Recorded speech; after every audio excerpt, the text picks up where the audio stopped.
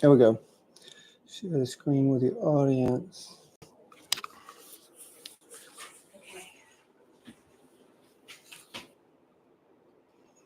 Let me know if you can see me. We don't know if this works and hear me. I'm going to check a few more things. Sit tight.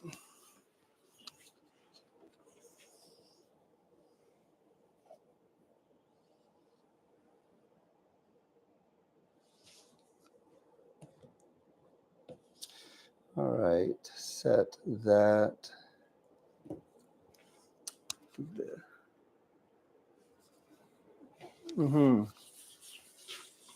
Oh, Mary, Aunt Mary, how are you doing? This is so exciting. Yeah, so Leela is going to be my eyes and ears, kind of moderating, letting me know questions and what goes on. This is going to primarily just be off the cuff. I guess let's do a few sound checks. We've only done this a few times, so can y'all hear me? I think. Mary Christina.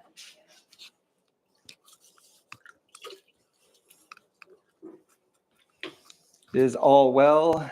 Christina says yes. Sounds good. Thank you so much, Christina. It's so good to have you with us. Joe says we can hear you. All right.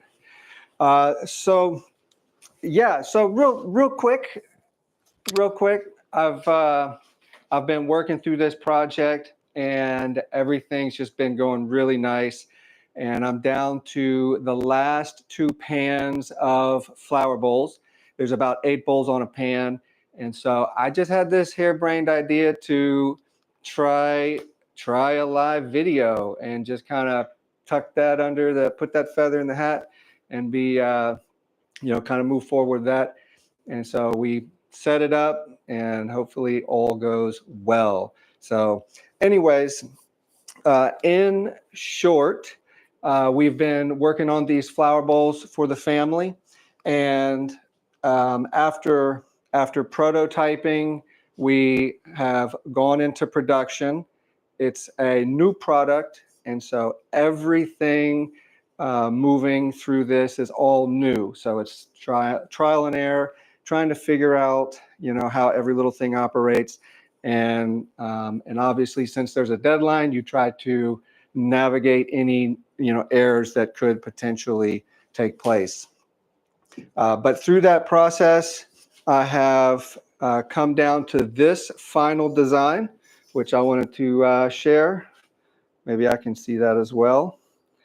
But this is the finished form that we're going with. And so the idea was to do a flower bowl, an individual or a personal flower bowl that each person at the family reunion can take home. And what it'll be is kind of not as known here in the States, but across in the East, these little flower frogs are very big for floral design. And so you take these little needle packs, and they have some various ones on the market, but you can take these, put them in a dish, adhere them with some floral glue. It's like a little wax putty. And then once it's secure, you can arrange from there. So this was the goal, was to incorporate this into a flower bowl. And so personally, when I was working through these designs, I love large feet on pottery. I trim in to have a really nice foot. I love trimming. And so with that, I thought, well, I would love to have a nice foot for the bowl, but I also would like the flower frog to be concealed within the bottom so that it kind of sits flush within the bowl, and it's not just this metal, needle pack sitting in the open. And so that was when I had the idea to kind of have a faux foot. So this foot isn't trimmed all the way in to the bowl, to kind of like the internal surface of the bowl, but it's trimmed about halfway. And then I trimmed the inside of the bowl to create the cavity for the frog to sit, and then it would be concealed within the arrangement. And then the flowers, once designed, would just kind of have this emergence quality from a bowl that's already kind of lifting upwards. So that was the kind of the main principle of this piece, and then secondarily is the glaze, which I haven't gotten into yet, which we'll take a quick look at in a second. But the glaze, it has a thickness, and it runs, and you never know where it's going to go or how it's going to end up. And so I had this idea that I could try to protect the cavity, and that would help me to maximize, any sort of chance of having a loss, or minimize the chance of loss. And so what I've done here, if you look real close, is you see this lip. Let me see if I can get out of the way. So this lip here, it kind of flanges upwards, and then it creates like a little bowl or a pocket. And then I've done the same to the inside here. And so so that flange on both sides is going to give me the ability to really get expressive with my glaze, because I love glazing. I heavy-handedly glaze. I love to overglaze, I call it, and so I think, and then with overglazing, I love to fire hot so that the glaze really has the ability to loosen up and to move down the surface, mixing and blending. And I'll even go so far as to add additional fluxes to the piece in order to encourage that. For instance, in this piece here, these little rivers of glaze that you see running down, this is a particularly well-known effect of ash. And so wood ash is a flux, and it will melt and then create these little rivulets. And so all of this is kind of the goal, to glaze the bowl, the surface, to allow that glaze to just really run across, mixing and blending, and then to pool within these little breakers. And so I think we'll have a really nice effect of running glazes, and whatever that palette ends up looking like, I don't know yet. I haven't finished the glaze. I have the second glaze test coming up, hopefully in the next few days. But I went and bought 4 or 5 different color mason stains, which are very stable. And so I bought a whole palette of green, and so here, this was the test bowl. I got to hide, or the camera wants to see me. This is the test bowl. I put the orange stripe in there in order to know which green is which green. But these were a lot of different masons and all the different greens in my palette that I have. And so I ran them all on this one bowl in order to really see what it's going to look like. And then for the next firing, I'm going to use all the results from my last firing that I just finished. And I'm going to start just analyzing these glazes, seeing how I want them to move and interact, and which colors I want to come in and out. And so if you can take that, as far as my vision goes, if you take this bowl, the shape of this bowl, and then the look of those glazes, I wanted a green theme to run throughout all of the bowls as kind of a unifying factor for our reunion, but then to have it so that they just run and mix and blend with other glazes and other types to create hopefully something very nice and unique.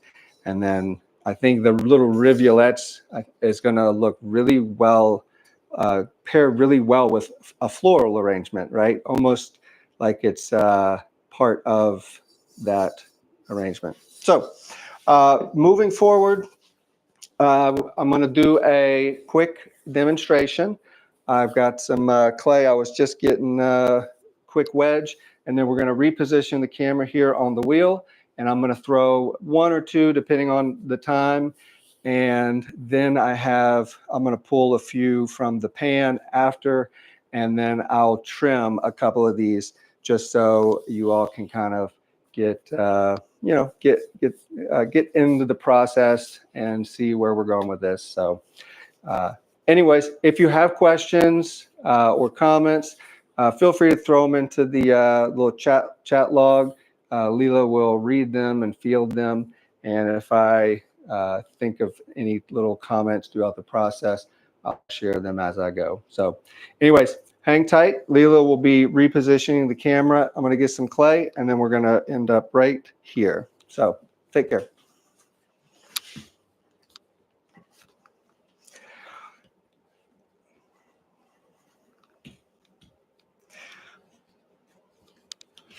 I think 2 should be good, but I got a third one. I got a third ball of clay in case one goes south, and that is gravitationally south. This is also Leela's first time as a camera operator, so throw her an applause in there. And we really appreciate y'all showing up for this. We've run a few live videos in the last few days, just kind of propping it up and doing some work and having fun with it. But this is certainly a much more intensive, direct effort. And so we really appreciate y'all showing up on the fly.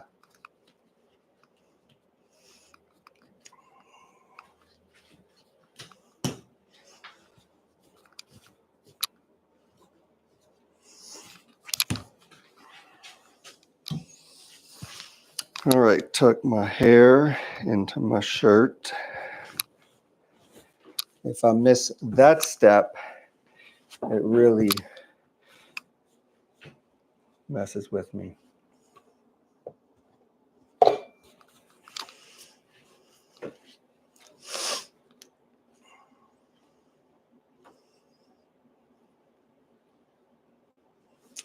Clay, sponge.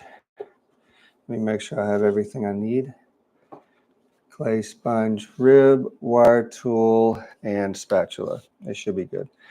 Everything set up for you. Good view. All right, let's do this. I use a one pound ball of clay. I felt like that would be the easiest way for me to know I have enough material. Let me get my ring off. This also I have found recently is more in the way, but then the other day I took it off with muddy hands, and then it just looked like a clump of mud, and then I got worried it would end up in the pug mill, and so I guess you live and learn.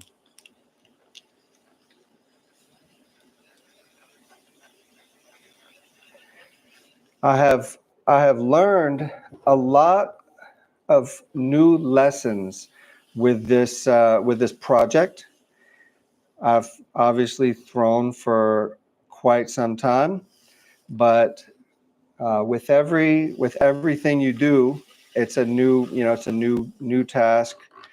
Requires different skills, and this is probably the first project where I was aiming to create, a replicated form, and that was a new challenge, and so with that came a lot of new lessons, and one of which I'll share. I never thought, my nose itches a little bit.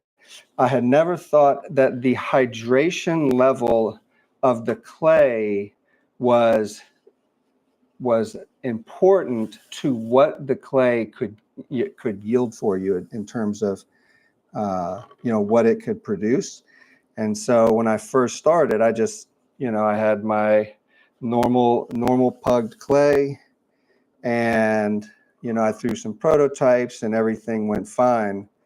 And then once I went to throw, and so what I had done is I had pugged out all the clay. So I took all the clay that I purchased for this project, and I pugged it all out in one time, and I had it all set up on the table. And then once I came to, actually start the project and start throwing, the clay had already kind of like the molecular, particles had already kind of set up into their matrix and kind of locked in. And it was just a little stiffer. Like it was just a little bit, more difficult to work with. And I didn't really notice, but after 70 bowls, after throwing 70 pieces, I was like, something's just, just doesn't seem right. And sure enough, I'm starting to second guess some things. And then after 70 pieces, I started second guessing whether the clay was, had changed. And then I realized that even just setting up, on the table would have an effect. And so I went back and repugged it in the moment. And then the rest of the bowls just changed, like the quality, the ease of use, centering. And then even from there, I said, well, it still seems a little tighter to use. And so then I went and added some water to the clay, repugged it again, and then sure enough, the bowl even changed again. And so that was a big lesson for for me to realize that even the hydration level will affect what the clay is capable of doing. So that was new.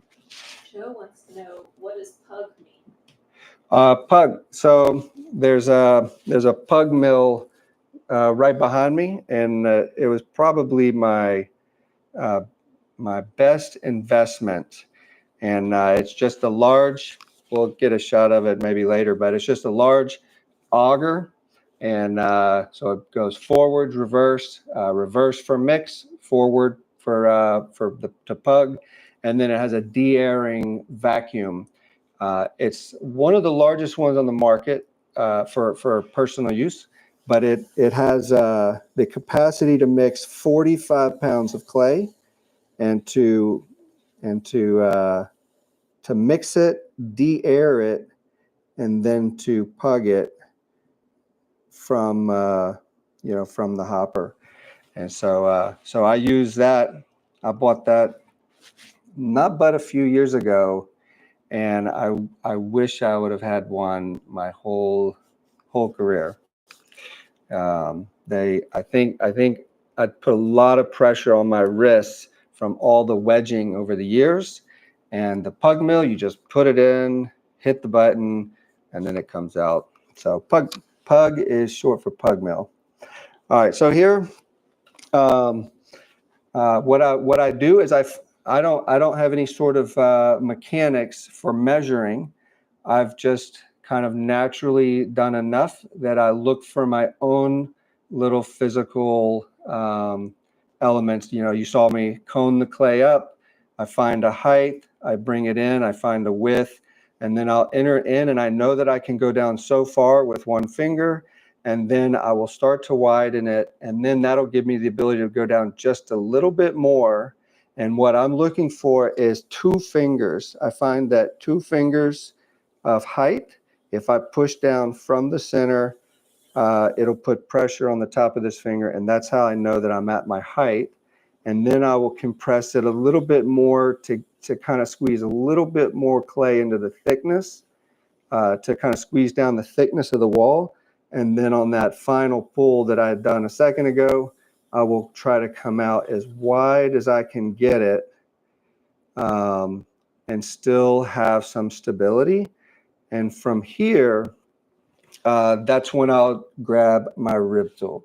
And this little wooden rib will be used to compress the walls, get a nice clean curve, and then I'll use the inside of this, because the more that curve remains as structurally in line with this, the more structurally sound it'll be, and then you can get it to go as wide as you can before it falls. And so the goal of all of this for me, like a personal goal, is to see how wide, how large I can get out of 1 pound after I get the initial base created. And so since I don't plan to keep these here, these are just for demonstration, we will go ahead and just see how far we can go with it.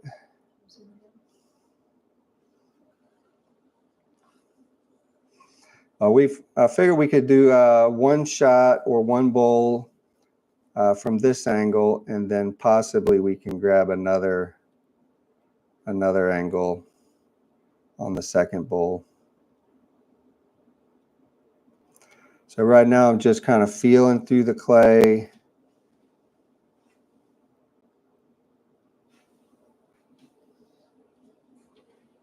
I should probably pay more attention rather than talk.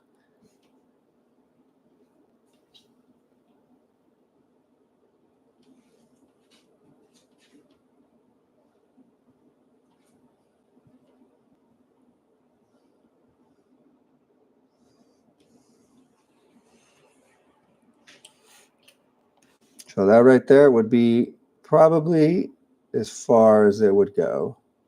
If I go any further, it'll probably drop down. So yeah, when I first started throwing these, they were very much bowl shaped, and the more I did, the better they got, and then they just started going down more and more. So to have these go out like this is a grand improvement, and I'm very happy with them. So anyways, from here, I'll use the wire tool to cut it off, add a little water to break it free. And if it holds up, I'll shove it out of the way. And then I use the spatula to just slide it right up on. Like that. Good shot. A little lower. Yeah. Like that. Yeah. Good shot.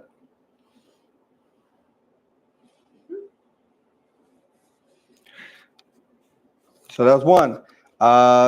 Question, do we want to throw one more, or do we want to trim? Did everyone get enough, get a good view of that? The time is 7 o'clock. 7 o'clock, so we've been at this for 30 now, so we should probably move on to throw or to trim one. Does that work? And then That works for everybody? Joe wants to know, is it hard to maintain concentration and patience when designing larger pieces? How do you stay focused? Well, the easiest way to stay focused is to not do it live. And it's not difficult. Focus is not difficult. The size of the pieces don't really matter. Everything is a skill. So if you need the skill, you first have to learn it. Matter of fact, one of the quotes that I used for a long time was a little Japanese proverb that said, first first acquire an infallible technique, and then open yourself to inspiration. And so I think the idea here is to learn the skill, learn how the words work, how the clay works, how your body works, how your voice works. You learn how something works, and then you open yourself to inspiration. You figure out what you want to say with that. And so so for the concentration, for the technique, all of these things are the things you learn. And then when it comes to doing that technique or doing that inspiration, then you're just, then you're just expressing, something that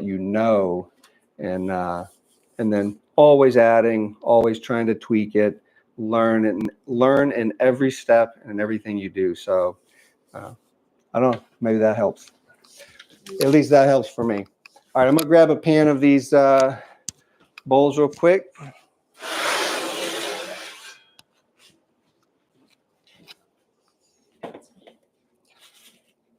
So another thing that I had learned is these garbage bags. In the South here, South Mississippi, when the weather hits just right, these things will dry out in an hour, so fast. And so I felt like I had bitten off more than I could chew, and I had thrown like 70 to 75 of them. And before I could even start trimming them, they were all drying because the rim, the walls are so thin, and then the base, it was so thick. And so I was just like, I got to figure something out. So I was hydrating, and it wasn't until I had the idea of this the garbage bag. So I started storing them in here, and I found I could fit 8 in one bag on one tray, and the drying out stopped.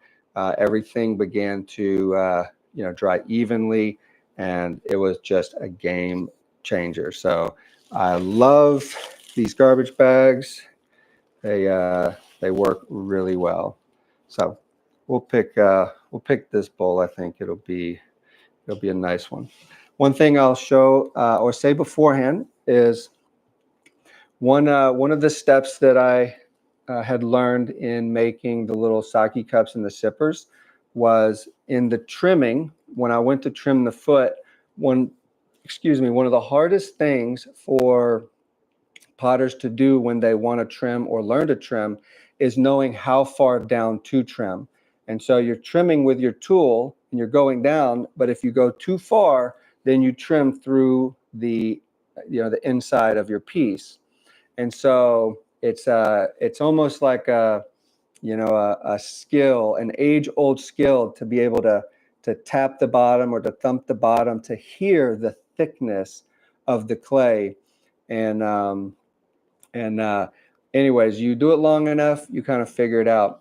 Well, I had this idea to use the drill press I was thinking like, I'm trying to invent all these ideas of like lasers and measurers and calipers. And anyways, I had the idea of the drill press a few years ago, and it has been so amazing. You just put something on the inside and you can set the depth and just punch right down to it. And so that is the technique that you see here that I use. The first thing I'll do is I'll punch into the center, and it just so happens that the depth of the Forster bit is the exact depth that I need for shrinkage rate and the thickness of the flower frog. And then I flip it over and I use, no, it's all right. And then it just so happened to be the exact diameter of this spool. And so it fits in like this.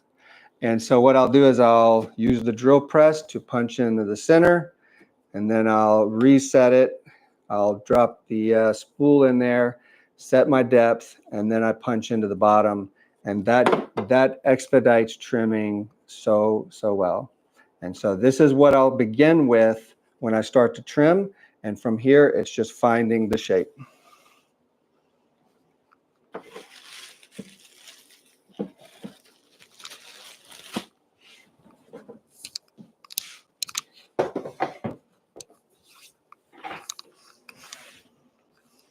All right.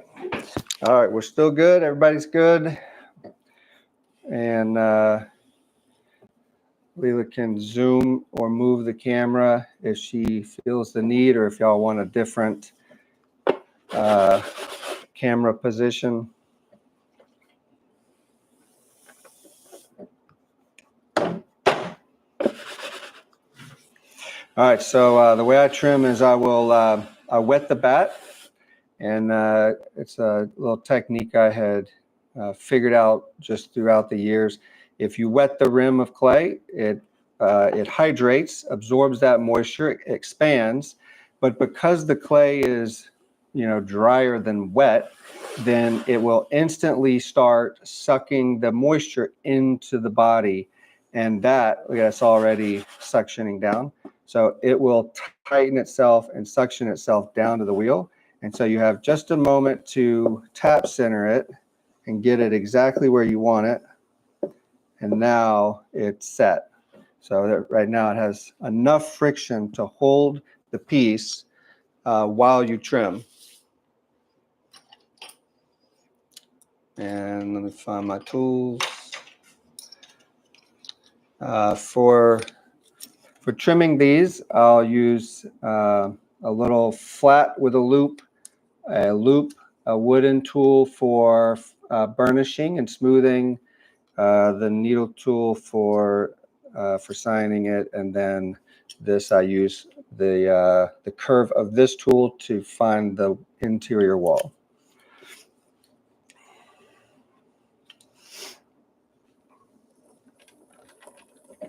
The first part of trimming is it's kind of what I call like building the canvas.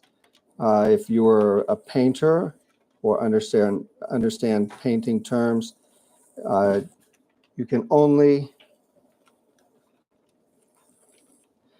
paint on the canvas. And so in this example, the first thing I do is I find the canvas. And so if it's out of warp or wobbling, then it's not going to last to the end. So I'll go through and I'll just trim out everything that wobbles until I get a nice, clean, stable foot. And then that is the base or the canvas from which I will then work. So first step is to punch in here, and I go about half the tool since I can see the thickness of the foot from the Forster bit. I'll go in about half the tool, and that gives me a nice, beautiful curve. And then I will blend it.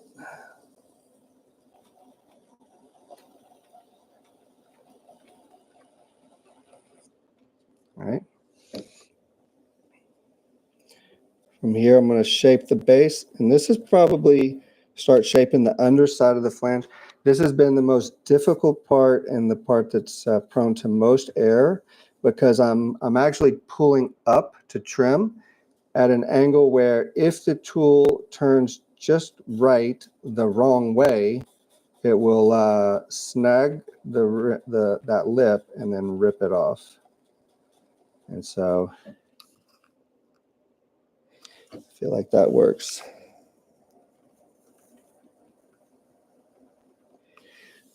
All right. Oops. See, I just accidentally hit it, and then now it's wobbling.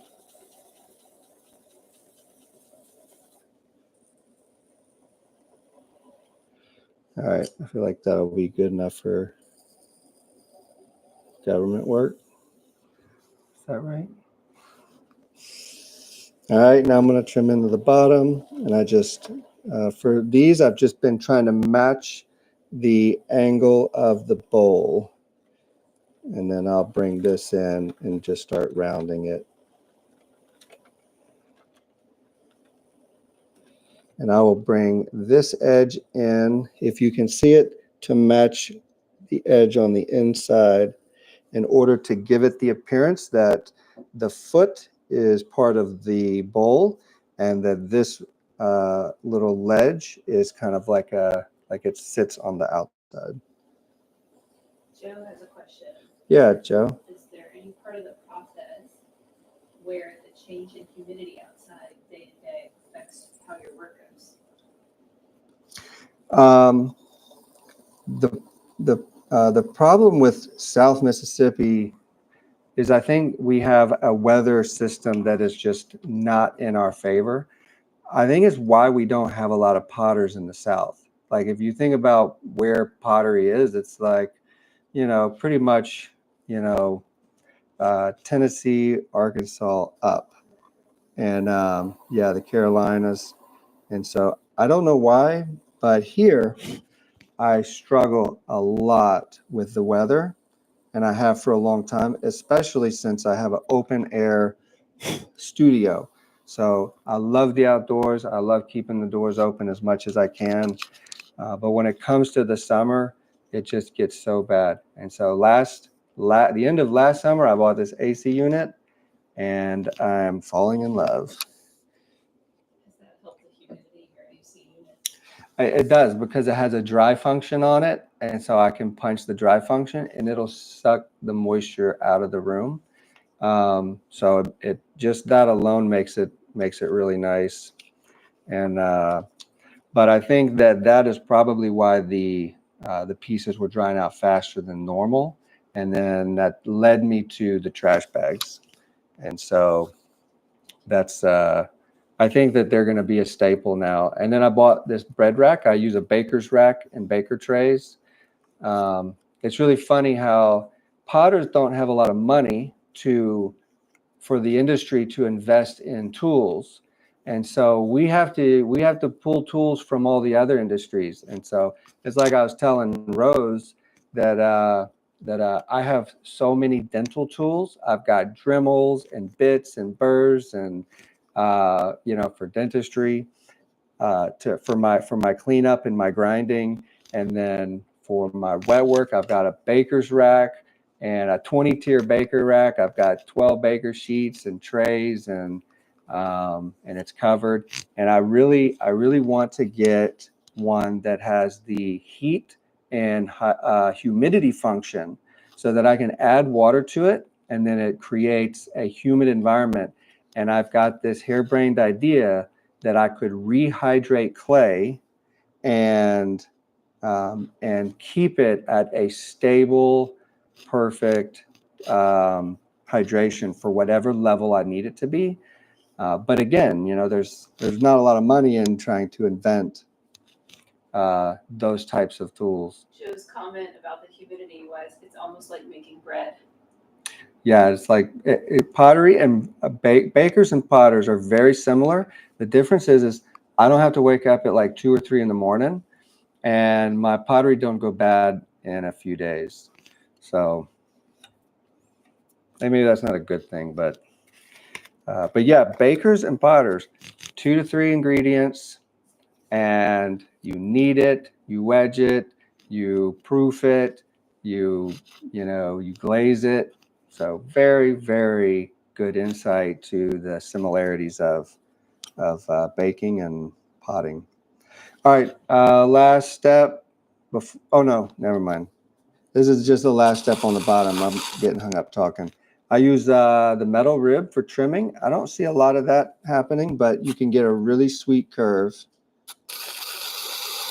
just by allowing the edge of the tool to trim at an angle.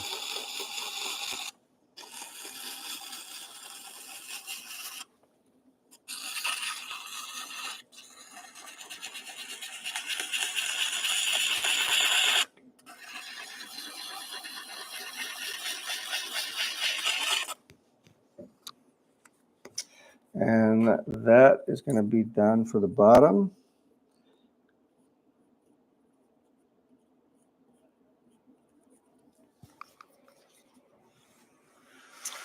And then I'll pull it off. You see how much it's suctioned down now. like now it is attached to the wheel. So you got to break it free. All right, so that's the bottom.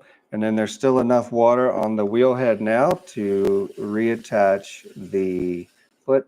And if you can't see the inside of the bowl, you could reposition the camera for us.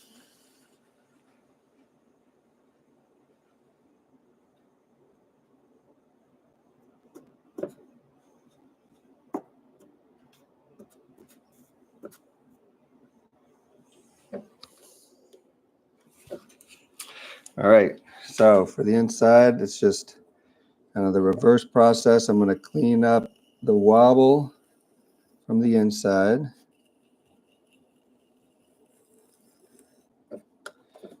Clean down the walls.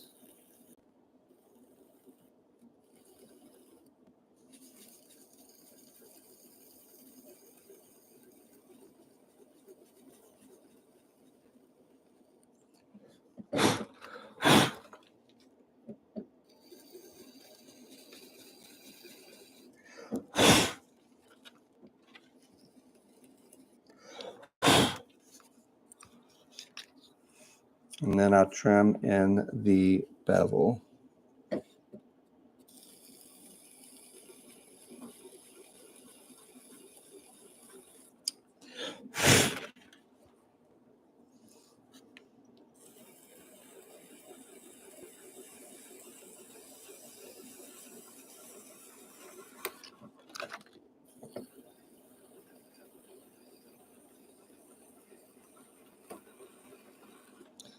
And once I find the shape that I like, just trying to create a nice sweet curve.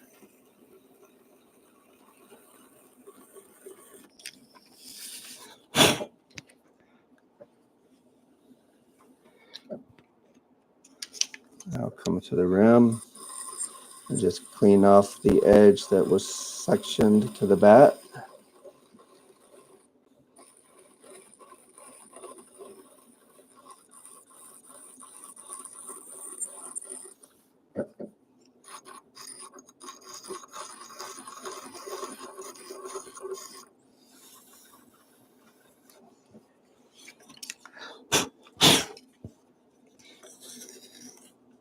And then a wooden tool to burnish away any of the trimming marks.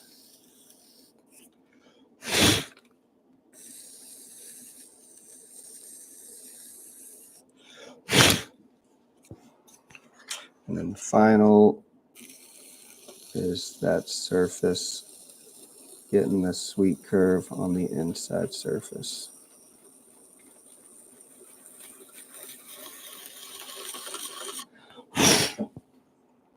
And I think that is that.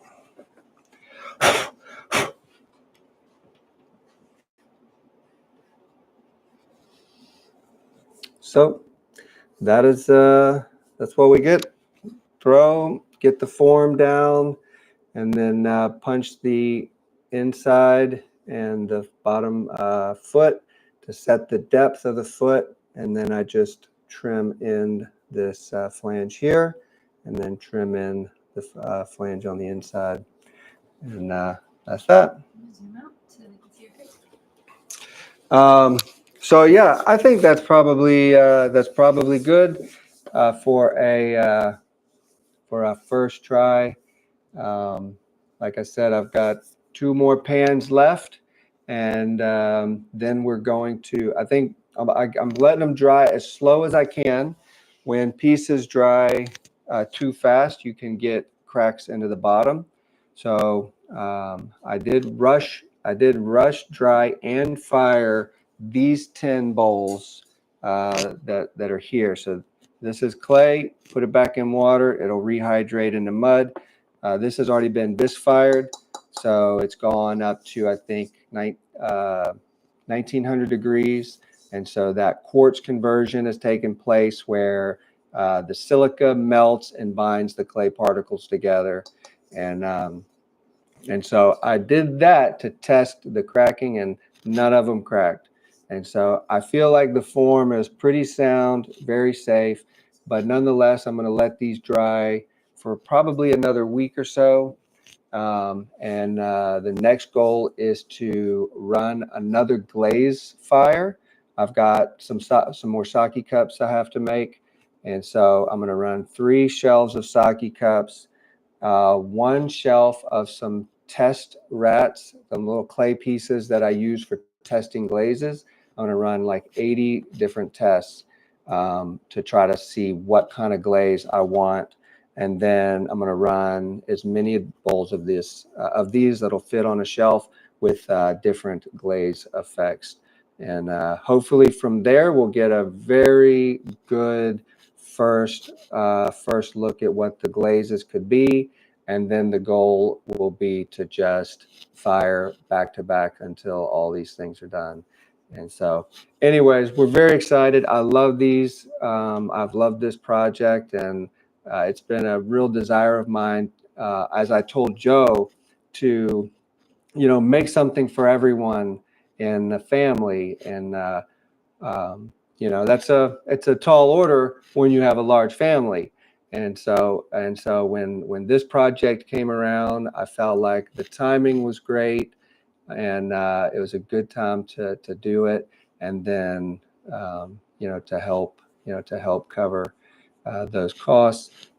Perfect, beautiful opportunity. And so very excited for these. Thank y'all so much for stopping in. Feel free. I will probably post this video after it gets done processing. And so it'll be up if you all want to share it with anyone that couldn't make it. And if you got any, comments, you can throw them in there. And so, and this is my channel, Throw with the Flow. I changed the name not too long ago, and I felt like it was kind of fitting for the direction I want to go in. So anyways, thank y'all so much. Y'all be blessed. And the end of June, see y'all soon. Take care. We're going to figure out how to turn this camera off. I'll give you a quick look at the pug mill if you hang tight. And you see that down there? I've got another video with the pug mill in action if you filter through. All right, y'all take care.